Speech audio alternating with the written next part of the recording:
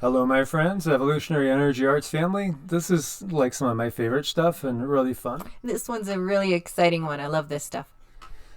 So, for you historians out there, how did a little country like Germany and also Japan, allied with Italy, almost take over the world? How did that really happen? How did Germany have such an advantage technologically? Was it just a higher IQ? Was it just better science? Or was it something else? Well, they say it's something really, really interesting, and I've studied this a little bit in the past. We've had so many declassified documents and things come out, and some of them will blow your mind. And we've had disclosures of all sorts. So we know the Nazis were making these classic flying saucers before World War II, really. How did they get this knowledge? Was it intuition? Was it tapping into, the cosmic web, so to speak? Or did they have some, direct communication with perhaps advanced beings, beings that, have way more knowledge than we do? At least those of us that are not in the know as far as to what goes on in the inner circles, the inner sanctum, what happens behind Vatican walls. Oh, I know those Vatican walls are horrid. There's been so much declassified. The Nazis, they did. They were building these things. And if we follow a lot of hearsay to a degree, but actual also statements given by people that were so respected, like Admiral Richard Byrd, an admiral.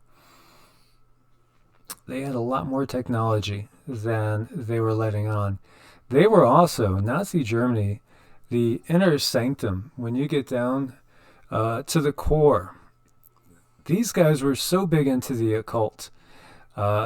We've referenced before Indiana Jones, the Indiana Jones shows, and how they were trying to find the Holy Grail. They were also looking for the spear of Longinus, the Roman centurion that stabbed the side of Christ, because they believed there could be power in it, as that was the rumor. They were looking for all sorts of artifacts. They were looking also for information that would let them come to world dominance. And so they were always delving into the mysteries. And actually, it's pretty amazing because when you look at Hitler, he was not an imposing man. Same thing with Napoleon.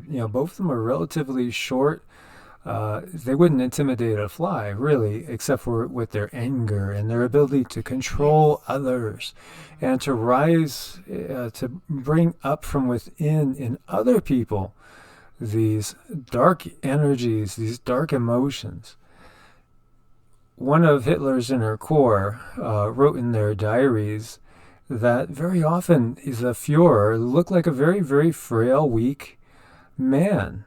And he would be getting ready to go on stage, and all of a sudden when he went on stage, it was like something took over him, something possessed him, and all of a sudden he was full of life force, energy, just a powerful dynamo that could get people riled up. Yeah, I mean, where does that stuff come from? Sometimes I see it in our politicians today. Oh, we do. And we notice things in their eyes. How does somebody that can't make a solid sentence all of a sudden become very, very articulate, yet his eyes look very different than the eyes in other photos? There's so much more than meets the eye. And, again, it's wrapped up in our religions. The Catholic Church supported the Nazis. You see Sig Heil there. And, what does go on behind Vatican walls? Really, the symbolism is all over the place. Symbols of, well, for one, this fish god, Dagon, or Oans. And we see, this hat that the Pope wears, as we've talked about many times, goes back to this legendary, quote-unquote, being, or was it legendary? And the ones that are flying around up in the ships in the sky, we see pine cones everywhere, signifying the pineal gland. We see the six-pointed star, which is signifying the Merkaba, the light body. What it is a quest for knowledge. and then also keeping that knowledge away from everyone else. And, is this really a beautiful piece of art, or is it kind of twisted and sick and scary looking? This is the second coming of Christ behind the papal chair. It looks more like a nightmarish lower astral realm nightmare. It's so haunted, and you can feel the darkness in it. It's gross. It is, but they seem happy. They seem content.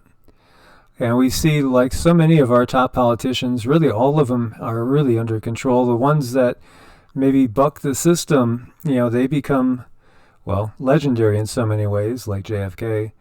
And you see President George Herbert Walker Bush, Skull and Bones Society, 1948.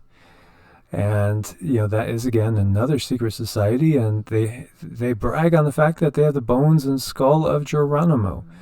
And that just goes to show you what these people have done to, and how much they disrespect Native American tradition and beliefs and the people itself. And, of course, it's the other Bush as well, and John Kerry, as well as many other notable people that have been members of this secret society. So why do they have 322 under the skull and crossbones? Well, it's fascinating because it's all in our religion, and they have let it out there. Genesis 3:22, and the Lord God said, man has now become like one of us, knowing good and evil. He must not be allowed to reach out his hand and take also from the tree of life and eat and live forever.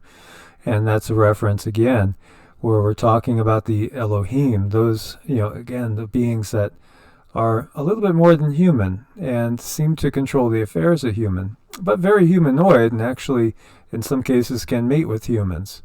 And when we look at Genesis 6, there you go. That opened up a whole can of worms. And of course, that's just this tiny little abbreviated version. And there's more in other books, just like the Book of Enoch, that goes more into it. But at the same time, I really have my suspicions into that too, because everything has been controlled and twisted. And they're always trying to make the good guys look like the bad guys and the bad guys like the good guys. And they're always trying to get us to put our power in their hands and give our power away. So this is Maria Orsich, and she was a very, very gifted medium. So she was born on Halloween, 31st of October, 1895 in Zagreb. And some thought she was abnormally beautiful, and she just disappeared. She just disappeared at 50 years of age. Where'd she go? Nobody knows. Did they take her away? Perhaps. Did somebody get rid of her because she had too much knowledge? Perhaps. But her story is fascinating. And so she was actually part of the Vril Society, the Thule Society, and this leads into the German Nazi push for this secret knowledge. So we see the Vril Society, trying to get over there, well, there we go, was formed by a group of female psychic mediums led by the Thule Gesellschaft medium Maria Orsich of Zagreb, who received communication from Aryan aliens living on Alpha Centauri in the Aldebaran system. Allegedly, these aliens had visited Earth and settled in Sumeria. Oh, I wonder who that could be. I know, things that make you go, Right? So they settled in Sumeria. And the word Vril was formed from the ancient Sumerian word Vril, like God, or God-like. A second medium was known only as Sigrun, a name etymologically related to Sigrun, which was a Valkyrie, and one of Wotan's 9 daughters in Norse legend. And so again, who were these guys? Now it's a real jumbled mess, and boy, have so many people, yours truly also, try to figure out, okay, is this god this god? Is that god this god? Okay, so when we're talking Zeus, we're obviously talking Jupiter. That much we'll get. But was that also Indra? And then you'll get people saying, well, was that maybe Enlil? And trying to figure out who is who is who. The thing is that, these beings, there's so many different ones there. Some are beings that have literally had their feet on the earth. Others are really beings that are much higher dimensional. And it is truly a twisted web. It really is. When you try to pick it apart, you have to be oh so careful because I don't know, sometimes it's like splitting hairs. So, mediatic communication with Eckhart's ghosts. In the late November 1924, she visited Rudolf Hess. Now, this is a top Nazi. This is one of the probably top 5 or so Nazis that there were. So she visited him in his apartment in Munich together with Rudolf van Settenbottendorf, the founder of the Thule Gesellschaft. And so Settenbottendorf wanted to contact Dietrich Eckart, who had deceased 1 year before. Eckart had translated Ibsen's plays into German, had published them, the magazine Auf gut Deutsch. He had also been a member of Thule Gesellschaft. To establish contact with Eckart, Settenbottendorf and other Thulists, amongst them Ernst Schult Strathaus, joined hands around the black-draped table. Hess found unnerving to watch Maria Orsich's eyeballs rolling back and showing only whites, and to see her slumping backward in her chair, mouth agape. Now, Cindy doesn't do that. No, she has a lot more class than that. And so, however, Settenbottendorf smiled in satisfaction as the voice of Eckart started coming out of the mouth of the medium. And Eckart announced that he was obliged to let someone else's voice come through with an important message. A weird voice then identified itself as Sumi, dwellers of a distant world, which orbits the star Aldebaran and the constellation you call Taurus the Bull. Hess and Schulte Strauss blinked at each other in surprise. According to the voice, the Sumi were a humanoid race that had briefly colonized Earth 500 million years ago. The ruins of ancient Larsa, Shuruppak, and Nippur in Iraq had been built by them. Those of them who survived the great flood of Ut-Napishtim, that was the deluge of Noah's Ark, had become the ancestors of the Aryan race. Settenbottendorf remained skeptical and asked for proof. While Maria was still in a trance, she scribbled several lines of queer-looking marks. Those marks turned out to be ancient Sumerian characters, the language of the founders of the oldest Babylonian culture. The writings may have been enough evidence to convince Settenbottendorf, but would probably have not been enough to sway most Columbus, Ohio criminal lawyers, who would call it circumstantial events at best. Another channeling, they channeled a flying machine, a circular flying machine back in December 1919. Now, this is what we were talking about. So, you see, where did they get their advanced technology?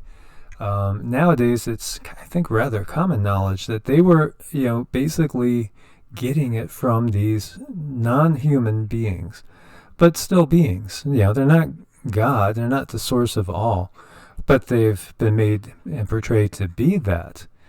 So, interesting. Aldebaran is 68 light years from Earth and two inhabited planets, which constitute the realm of Sumerian, orbit around their sun.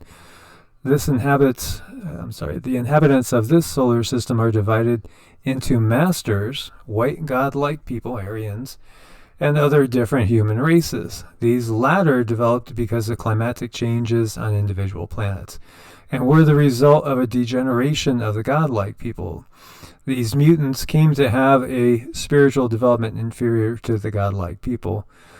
And the more races mixed together, the more their spiritual development was degraded. Consequently, when the sun, Aldebaran, began to expand, they were no longer able to make their interplanetary voyages like their ancestors. It had become impossible for them to leave their planets. Thus, the inferior races, totally dependent on the masters, came to be evacuated in spaceships and taken to other habitable planets.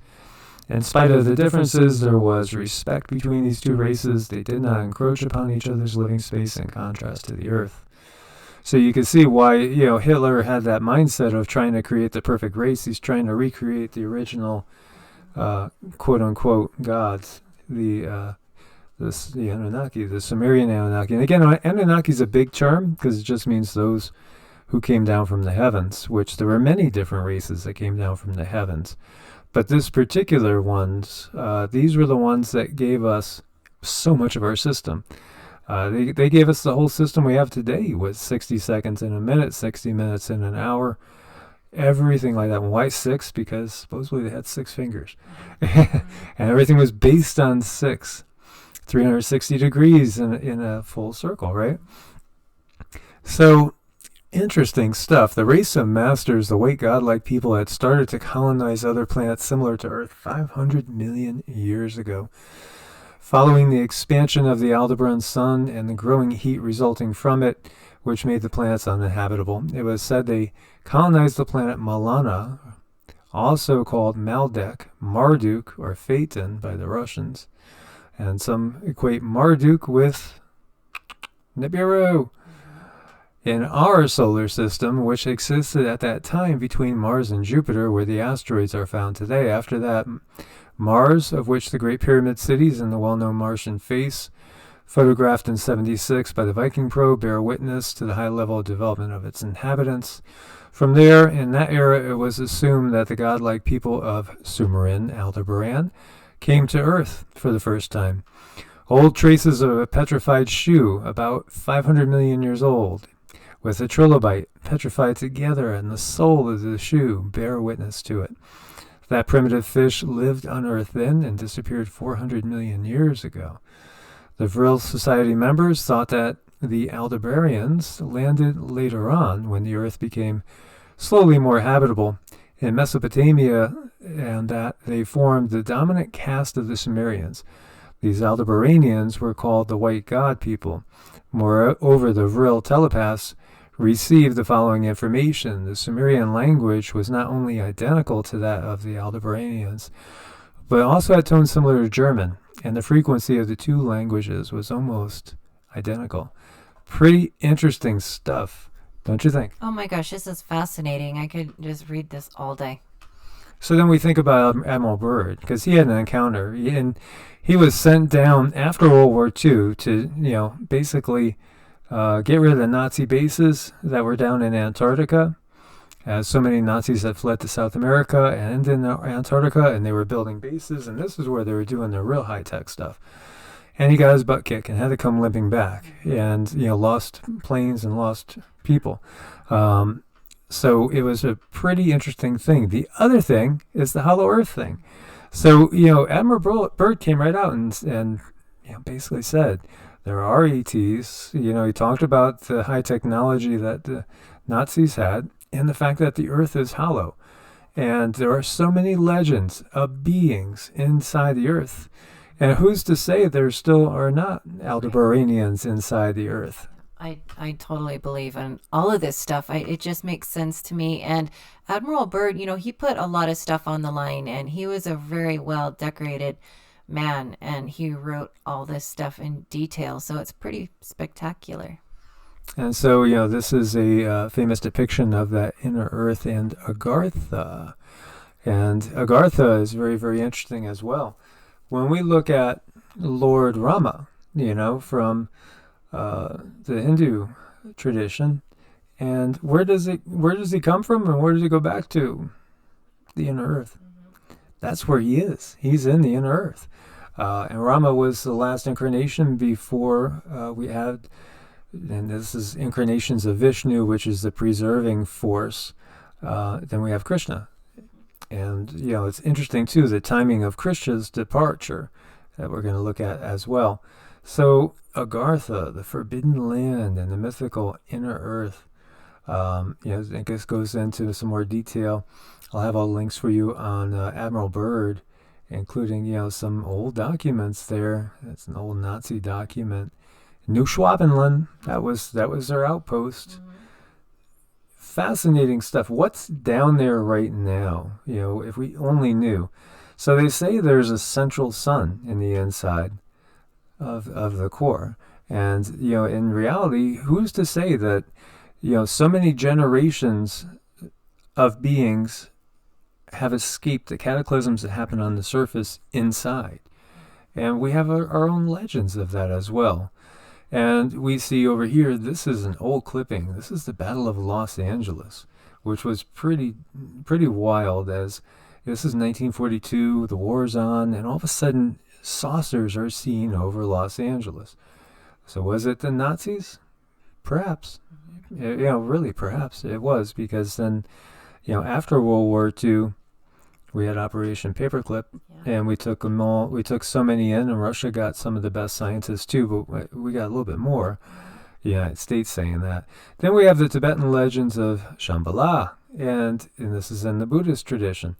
And it just says the same thing. There's inner earth beings with great technology, great skills, live a lot longer than us. And they're in there. There's whole different cultures, different civilizations living inside the earth. There might be a bigger variety of life inside the earth than on the earth. Yeah, well, that I believe in. Look how much of our oceans we have not explored. So could very well be. Yeah, I do believe that there's even cities on the bottom of the ocean that we don't even know about, perhaps inhabited by beings with tremendous technology. And again, are they the creator of the universe? No, none of them are.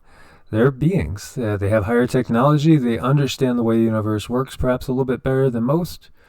And perhaps they can manipulate things that make them appear to be as gods and appear to be able to do magical acts, but it's just science that we don't fully understand. Exactly. Nicholas Roerich is another very interesting guy, very, very interesting guy. And so he also wrote a book talking about Saint Issa and the missing years of Christ and how Christ had gone to India, and that's where he received his training, and then came back and went back and did his mission after his own initiation and learning all these mysteries. Think about what an individual, like there's legends of Taoist masters that are immortals. They don't die, or maybe they actually live many, many, many, much longer lifetimes. But then we could look to the Sumerian kings list where you had these beings that were literally ruling for 35,000 years. And, again, all this has been hidden. And then just to go to the Bible again, not to jump everywhere, but it says God limits man's lifespan to a maximum of 120. So it wasn't God that did that. It was one of these beings.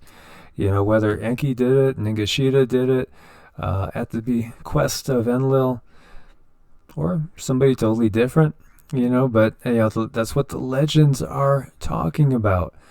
And so there are very benevolent legends of these societies in there that are very benevolent, will teach humanity openly as much as they can. And then there's also, at the same time, you got legends of reptilian beings that will eat a stray human if they can. I totally believe that. So it's just fascinating that this is global. And look at the size of these mushrooms right next to the people. I have brought up before the book Edidorfa, which is Aphrodite spelled backwards. John Uri Lloyd. That book was really good. I read it when I was a little kid. It was written, I believe, in the 1890s. And it's his account of his trip into the inner earth after a strange humanoid being encountered him. And, gave him the mission to start to give a little bit of a disclosure. Of course, very few people are going to believe it, but they keep trickling these things out. And there's all sorts of Native American and indigenous people all around the world, and this is probably why so many of them are persecuted, that have clear legends about all this. Because they can't get out the truth, because it'll shatter their way of controlling us. So Buddhists believed and still believe that millions of people live inside Agartha, in an underground paradise ruled by the king of the world. Interesting. So it's fascinating to see how all these things kind of go together. And this is the UFOs behind the DC, obviously the Capitol, because there was saucers that buzzed the Capitol. And look at this. This is old. Here again, saucer outran jet, pilot reveals. Didn't we just get something like that recently with the Navy disclosure? Look at that writing. Isn't that interesting? That looks really like Sumerian cuneiform writing. Well, this is the Fuente Magna Bowl. Magna Bowl. And so this was discovered in South America with near Lake Titicaca, which has a lot of legends and stories about UFO encounters, alien beings encounters. This is supposedly one of the areas where you can enter the inner earth. And so this bowl was discovered, and a farmer just grabbed it and said, "Oh, well, I'll just use this to feed the animals." Yeah. And then later on, it's discovered that it has this writing that looks very, very similar to Sumerian cuneiform writing. Interesting, too, because a scholar actually translated this and said, yeah, this writing was used by Proto-Dravidians of the Indus Valley, Proto-Mande, Proto-Elamites, and Proto-Sumerians. Dr. Winters, in his article, Decipherment of the Cuneiform Writing on the Fuente Magna Bowl, concluded that the writing on the bowl was probably Proto-Sumerian. So that means it's the language of those beings from Aldebaran. It's the language of the Sumerian gods. Interesting. And, there's been a lot of articles written trying to debunk that bowl as well. Because, of course, the mainstream can't have any of these truths coming out. So it's interesting, too, because, the translation of it is basically just asking for blessings and stuff up to the gods. And here we see some of the actual Sumerian cuneiform writing, which looks very, very similar. The wedge-shaped writing that you can see, like when you look at this symbol here, that does look a lot like Hebrew right there. So, and again, where did Abraham come from? Ur of the Chaldees. Where's Ur of the Chaldees? Well, it's in Samaria. So, what he told was retellings of older stories. And this is very old, and we have hundreds of thousands of these tablets. And isn't it really curious, and I've talked about this many times too, the ant people of the Hopi that led the Hopi in at the end of the previous world, they led them into the inner earth, and what were these ant people called? They were called the Annunaki. Anu meaning sky, Naki meaning friends. They were our friends from the sky. That's nice. Yeah. It's just another coincidence, nothing to see here. Even though all these puzzle pieces go together so perfectly clear. And, again, now we are at the transition period into another world. And pretty interesting stuff. It really is. So much stuff goes together. And so what are we looking at? Well, we're looking at a grimoire. Doesn't this writing look a lot like Sumerian again? I mean, some of this does. If you look at, like, the symbol over here, it's the wedge-style writing. Well, what are these the symbols for? Well, these are sigils. Sigils for what? Well, these are sigils for elemental beings and elemental tablets.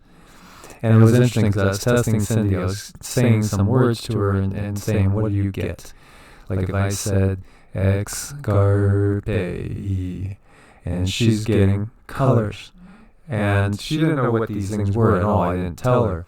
B, to, M, and she's getting different colors. Well, this is all about contacting elemental beings in the Davidic realm. And, who did this? Well, this was John Dee and Edward Kelly. And so, okay, where did they get this? Well, they channeled this. They channeled this from who? Well, some believe they're channeling it through these beings again.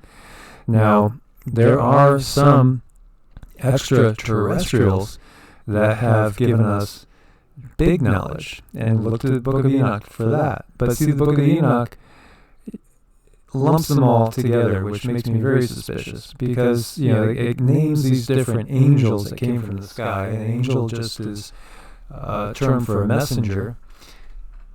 These angels that came from the sky and taught mankind a lot of things. Some things good, like how to farm, how to grow food, how to use herbs as medicine, things like that, as well as crafts, pottery, all these types of things of the good things of civilization, but also some bad, like war. And so, but they're all lumped in there. And if you look at the Book of Enoch, it says that they're all, basically discarnate souls right now being kept in like a purgatory to the end of time when God's going to just get rid of them for good and send them to hell to burn forever. Resurrect some bodies so that they could just be tormented for all eternity, which I don't believe, at all. I don't think that's how the universe works. Again, there are heavens and hells. Those are different realms in the astral realm, which is just one notch up. Well, it's where we go venture when we go sleep. We go play in the astral. So, to get back to it, again, this is channeling. Why do they don't want people to, converse with spirits? Why, suffer not a wish to live? Why the burning times? Why all these prohibitions, yet they could do it themselves? Because they don't want us knowing the truth, that we're not alone, that there's extraterrestrials, there's interdimensionals, and there's in-earth beings as well as discarnate humans that we could contact pretty easily once you practice. And all sorts of beings. There's nature spirits out there. There really are beings that look like sprites and elves and gnomes and all these things of legend. Well, they're actually real. They just exist on different planes of existence. Yeah, and there's definite ways to contact them and work with them, and they've made all of this like blasphemous. You can't do it. You better not do it, or you're going to burn forever. But you can, and it's there, and it's not a bad thing. No, it's all about control. It's if they control the knowledge, if they give us a false history, then they could control the future. Because they already know what they're doing. They're programming our brains with lies in most cases, false truths and false history, in order to create a future that's not going to be the most beneficial one to us, but it will maintain their status quo. So the story of the Mahabharata, it needs to be seen in a certain context. In 3140 BCE, the Kurukshetra war ended. That's the famous war where the Mahabharata and the Bhagavad Gita are given. And it's all about Krishna, who's an incarnation of Vishnu, telling Arjuna why he actually does have to fight. Because sometimes, you have to confront evil face forward in a certain way. And in 3102 BC, Krishna left his body. And so it seems like at a certain time period, all the ones that were more beneficial for humankind, the ones that taught us, the secrets, that were trying to educate us and make us into galactic civilians, ready to go out and become part of a galactic society. Well, it seems like they were not here anymore, and that we were left basically under the control of these bloodlines that come from, the bloodlines of these beings that come from Aldebaran, as well as perhaps some others in there. But definitely darker entities that are looking to control the narrative and control everything, the resources and us. So that's 3102 BCE, and that is when the Kali Yuga starts. And when we look all the way over to the Americas, we see the Mayan calendar starts in 3114 BCE. It's only 12 years apart. And it really makes me wonder, that's more than just a curious little odyssey. You're going back over 5,000 years, and there's only 12-year disagreement between these two very, very, very big, well-documented systems in when this age started. Interesting. And then we see things like this on pyramid walls. Hello, little guy. I saw one of you the other night. These little guys on the pyramid walls, and then all these symbols, obviously flying machines. It's very clear. I can't imagine, if you can't see this, then, you must have black paint over the eyeballs. Well, I've also heard that one of the excuses they made with those things that were on the pyramids is that somebody did an overlay and they made a mistake, and that's how they came up with these things. It's a cover-up. There are so many figurines, for instance, of these reptilian beings, both in Mesoamerica, all throughout Mesoamerica, and also throughout Sumeria. We continue to have tons of sightings. There's artwork too, depicting things like UFOs at the Virgin Birth. It's all over the place. We have always had visitation. They've always been here. It's way more common than people know, but more and more are waking up all the time. So this is Lionel Nation. He's usually just into politics, but he's been waking up to all this. So he says EBEs and extraterrestrial encounters are more common than anyone could ever imagine. Your corporate MIC government is softening you up for the big drop that's going to astound you as to how much contact occurs every day. And I think Lionel's right. And, we see this strange UFO photograph near a rainbow in Caracas. that looks like a being in there, does it not? There's just a wealth of, different things. There's so much evidence. It's absolutely overwhelming when you get down to it. And then, of course, it's one thing when you have a personal experience, too, like Cindy and I have had many personal experiences. So for us, there's absolutely no doubt because you know. Right, you do know it does make a difference. And these things are getting to be an everyday occurrence. There's so many of them. This is in upstate Nevada, I believe. As you can see the two objects back there. We see them all the time. A lot of times they're kind of semi-camouflaged, and you could just sense them. And other times it's right out there. And then there's communication going on through the crop circles that's always been going on for so long.